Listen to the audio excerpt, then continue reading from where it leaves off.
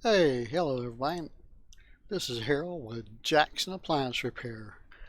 I have my Jackson Appliance Repair Orlando.com shirt on today. So anyway, we're talking about your refrigerator and you have a problem in the freezer with it freezing up on you. I'm going to show you how to fix that. But you're going to need some tools. You're going to need a Phillips head screwdriver. And this one, you take it out and it has a nut driver on the end of it. No big deal. Phillips screwdriver is probably going to work. I have a tester here for testing to make sure the power's off. Get all this stuff at Harbor Freight Tools real cheap. And but just unplug your refrigerator and that'll take care of that. Also, I have my meter here for my ohms test meter to test the parts. And just set it on ohms. Let's see. Ohms, if you can see it, that little symbol there, and we're going to use that in a few minutes. It's also good to have a thermometer in your refrigerator and your freezer. Have one in each one so you know what the temperatures are doing. So, but if it's frosted up, you have a defrost problem. And a defrost, if it's frosted up, it'll cause your ice maker not to work. It'll cause high temperatures in your freezer. It'll cause defrosting of food, and it'll cause higher temperatures in your refrigerator. So the defrost issues are a big problem. So when you take the back panel off the top freezer there, and we'll talk about the side by side in the next video, so don't forget to check out the next video. But right here, when you take off the back of the refrigerator freezer compartment, you're going to see these coils here. And right in the corner here, which you don't even see what it is, but there's going to be a little thermostat like this, exactly like this.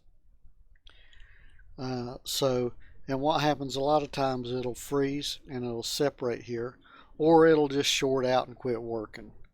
So, and then when that happens, you will have a defrost problem and it won't defrost. So, but to test one of these, if you want to test it, it's not really worth testing.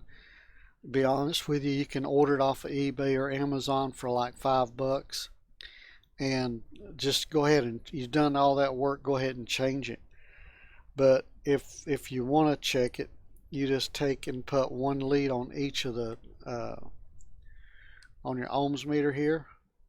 And of course this one's not going to do anything because it needs to be below 30 degrees, and I don't have it froze, but if you had it froze it would beep and make connection.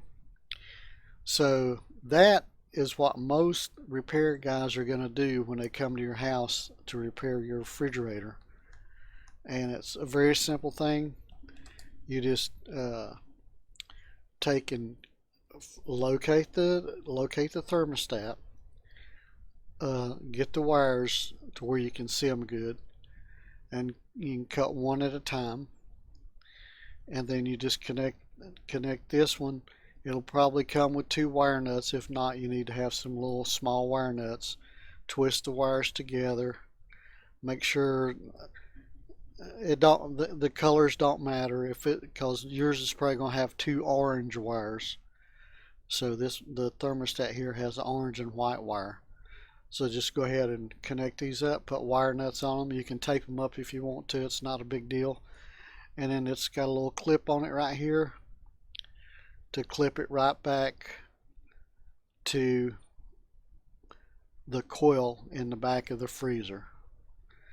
And then you just make sure it's defrosted good and put everything back together, and you should be working fine.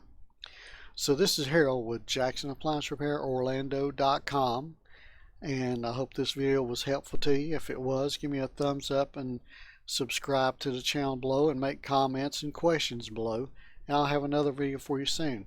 Now on the next one, I'm going to show you the side-by-side refrigerator and how to do the same thing. So this is Harold, and I'm signing off. Talk to you later. I'm out of here.